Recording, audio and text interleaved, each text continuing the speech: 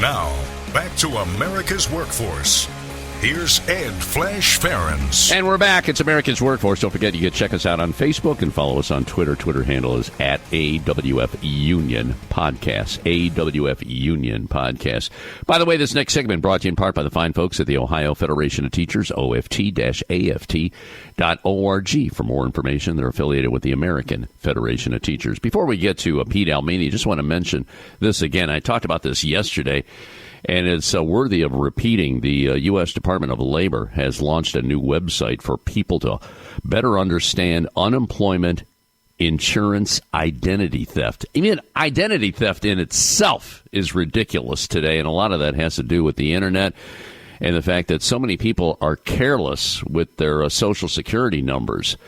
Well, they launched a new website, and you might want to jot this down, dol.gov/fraud. Let me repeat that, DOL, as in Department of Labor, .gov/fraud.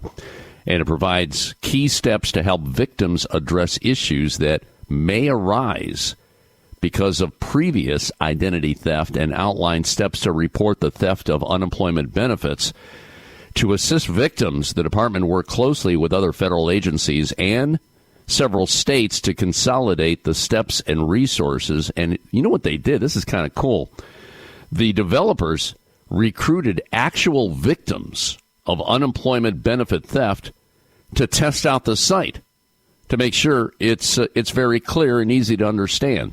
So again, that website is dol.gov/fraud. And I'll tell you right now, millions of people are victims of this in America. Really sad.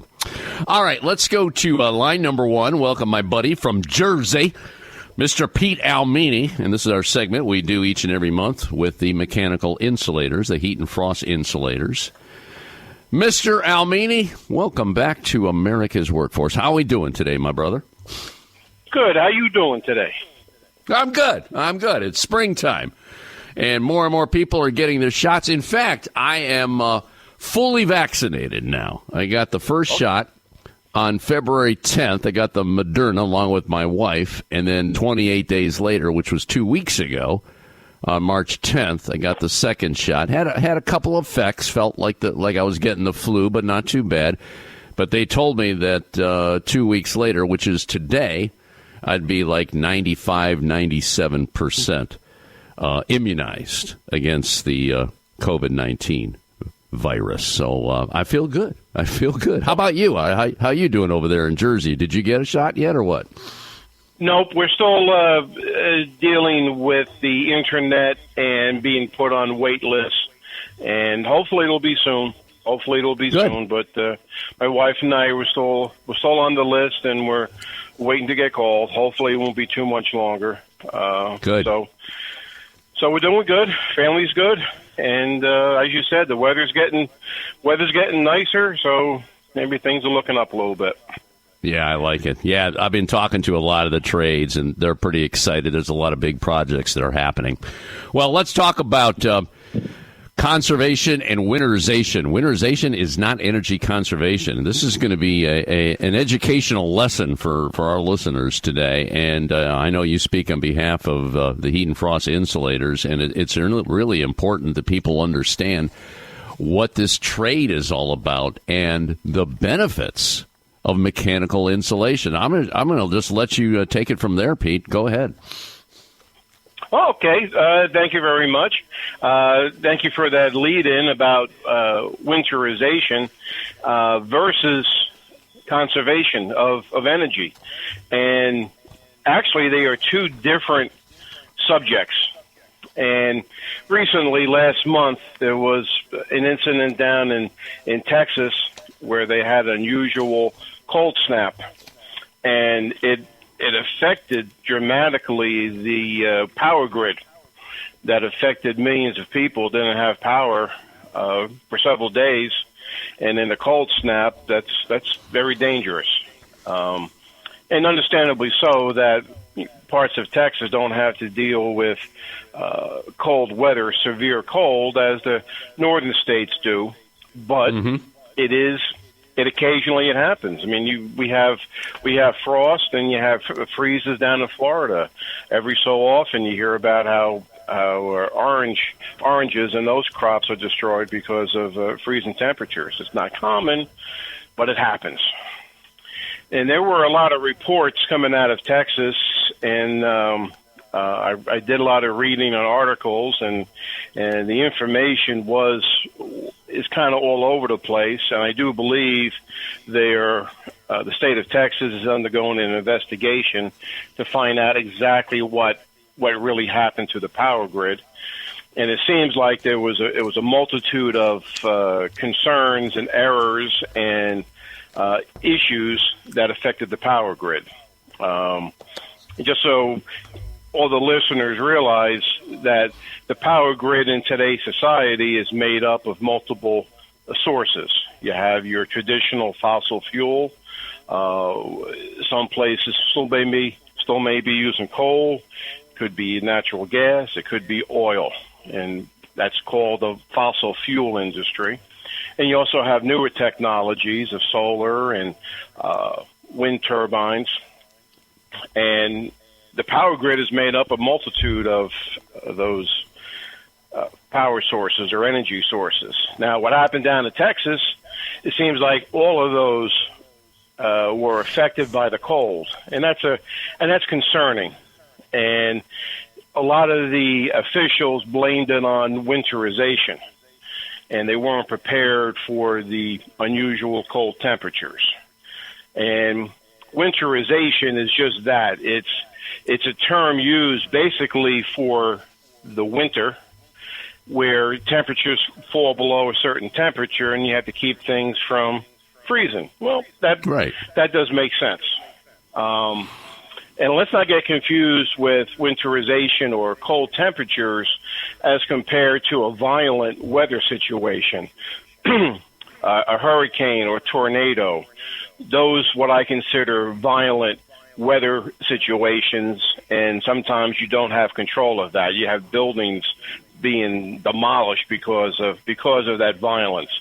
Cold temperatures, buildings should not be tumbling down, and definitely the power grid should not be affected when temperatures get very cold. This is the year 2021. Our utility company should be better prepared to handle cold temperatures. But nevertheless, parts of Texas are not used to these cold temperatures, but the question remains, why did it affect the power grid? Part of the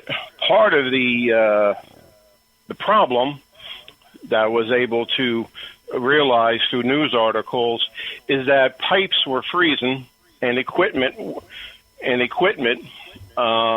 the generating power stations froze up because they were not properly insulated.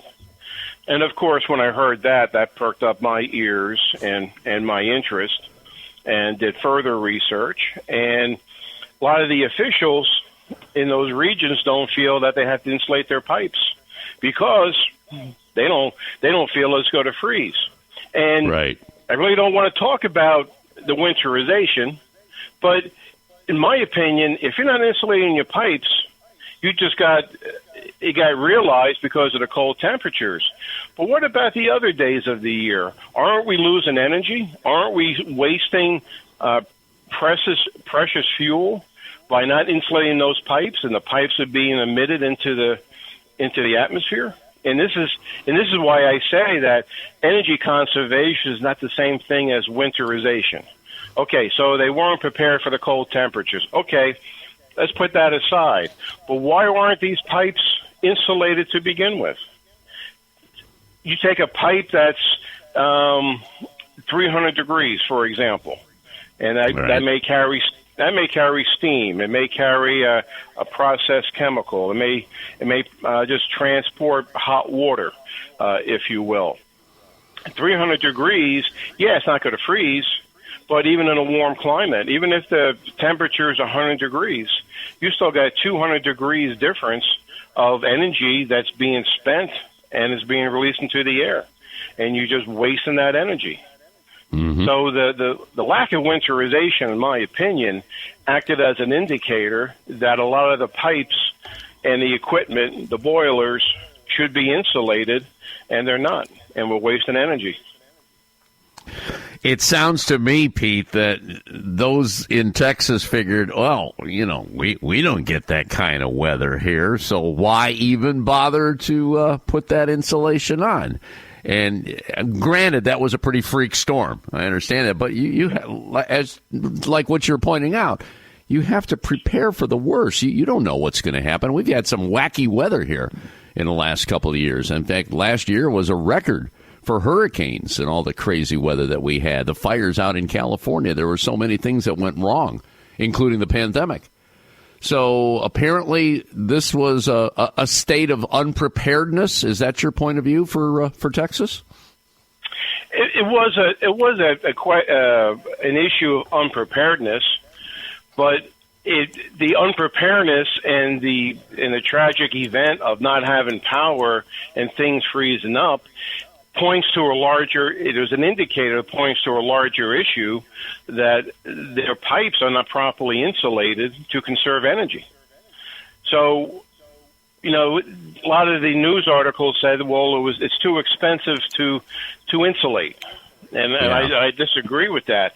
How many millions and billions of dollars were spent or lost with the power grid shutting down?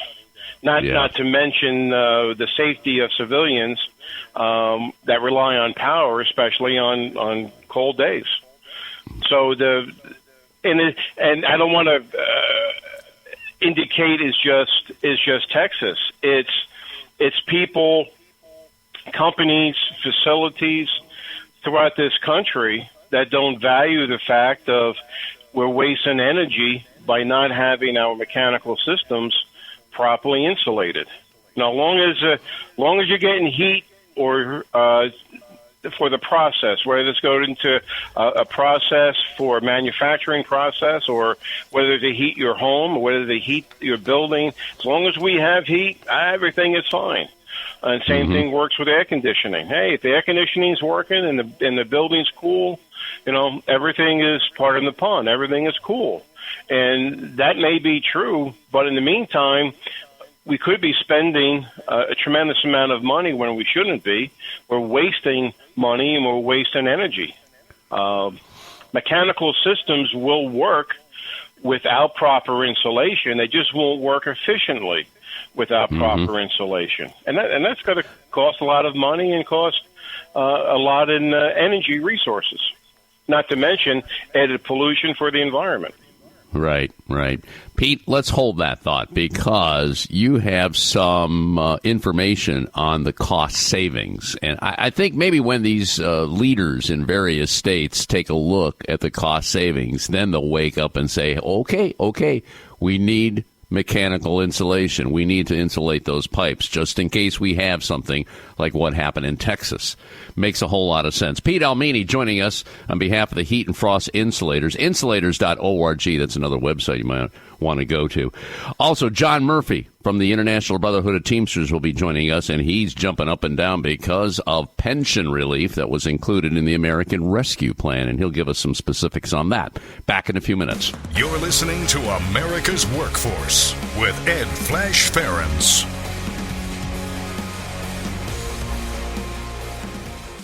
Now, back to America's Workforce. Here's Ed Flash Ferens. And welcome back to the show. Don't forget, we are available on Apple Podcasts, Google Podcasts, iHeartRadio, Spotify, and Pandora. By the way, this next segment brought to you in part by the North Coast Labor Federation. Before we rejoin Pete Almini on behalf of the Heat and Frost Insulators, I just want to do a shout-out to Samantha Lipper-Kindle. Samantha went to college. She got out of college and couldn't find a job, so she found success in the building trade, specifically the heat and frost insulators. She just completed the registered apprenticeship program with the insulators and is now working as a mechanic, and she is a member of Local 2. Let's go back to our live line with Pete Almini. Now, Local 2 is where is that located, Pete? That's in Pittsburgh, Pennsylvania.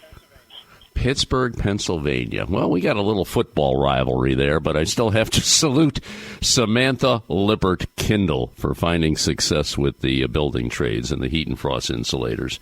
Is that a good local? What do you know about Local 2?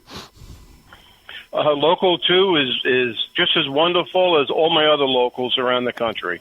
But it is a very industrialized area. And it's in a colder climate, obviously, and mechanical insulation is definitely strong in that area. And I'd just like to also congratulate Samantha on the wonderful career choice, and I'm glad she's part of our family. There you go. All right, we're talking about winterization is not conservation, and we touched on that in the first segment. And it's important to know that when you insulate pipes, I mean, there's a cost up front, and it goes with anything. You insulate your home, there's a cost up front, but the energy savings, if you're going to stay in that home for some degree of time, it's worth it. It's worth it. You've got some cost comparisons here, and Pete was referencing Texas because they didn't insulate the pipes down there, and we know what happened in Texas. I mean, people died. I think it was over 50, 60 people died because their energy grid collapsed due to the severe winter weather, which, again, it's a freak storm, but still it happens. So give me a rundown here, Pete, on the cost savings. You got some examples. Go ahead. Sure. Just recently I placed a blog on our website that you mentioned before, and in this article about winterization is not energy conservation, I did a short, concise, what we call an energy audit, a mechanical insulation energy audit. And what this is actually equates science and data and proof to when we talk about the value of mechanical insulation. And I compared the average temperature of a given city in Texas compared to the average temperature year-round in New York. And there isn't that much of it. I thought it would be a bigger difference myself. There's only 17 degrees difference between the average temperature of a city in Texas as opposed to New York. The average temperature is 72 degrees in Texas, where it's 55 degrees in New York. And I just chose a typical industrial pipe, a pipe that's 8 inches, and one that operates at 300 degrees. If that pipe is bare, when you calculate the fuel cost, it's going to equate to $114 per foot per year on that bare pipe in Texas. It's $121 for that bare pipe to maintain 300 degrees without insulation 1 foot per year. That's a lot of money. Maybe not looking at 1 foot. Now, if you were to put insulation on that at just 1.5 inches of basic insulation of fiberglass, the cost to insulate that same foot becomes $6 of energy costs. $6 as compared to $114. And the cost of putting on that 1 foot of insulation is very cheap or inexpensive. We call that the return on investment.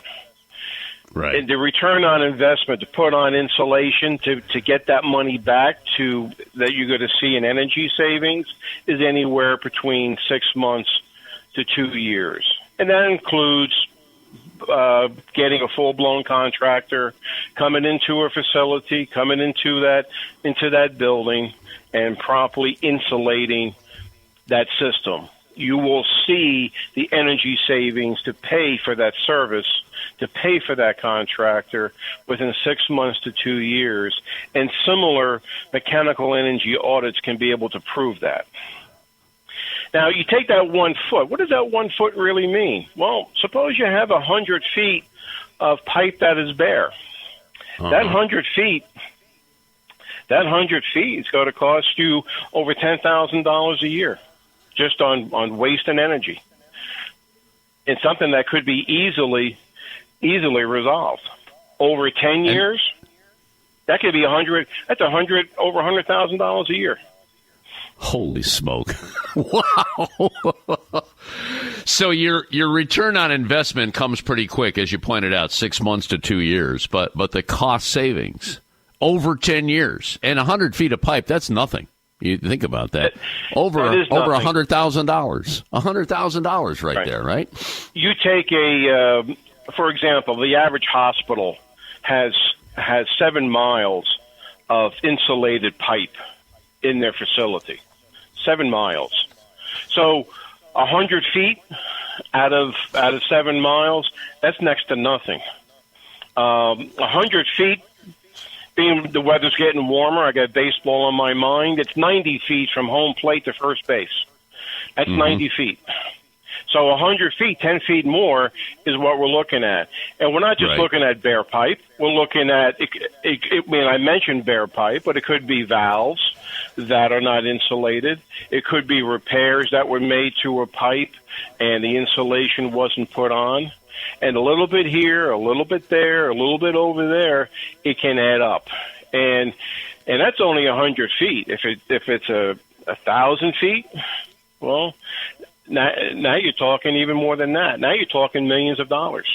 Right, and this is some of the jaw-dropping numbers that these mechanical insulation energy audits can provide, and people and policymakers and people who make decisions on whether to insulate their pipes or not have to realize these scenarios, and they have to realize these numbers.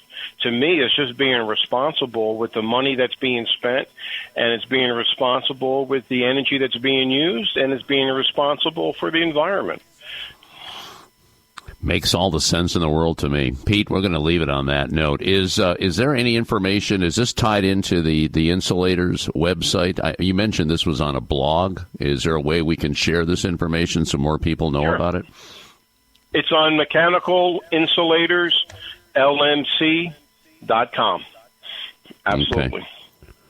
All right, we'll check that out. Pete Almini, on behalf of the Heat and Frost Insulators, LMCT, we appreciate what we learned today on the show. Again, winterization is not energy conservation. So important.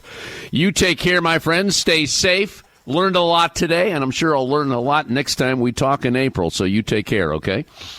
Okay, thank you, and have a good day.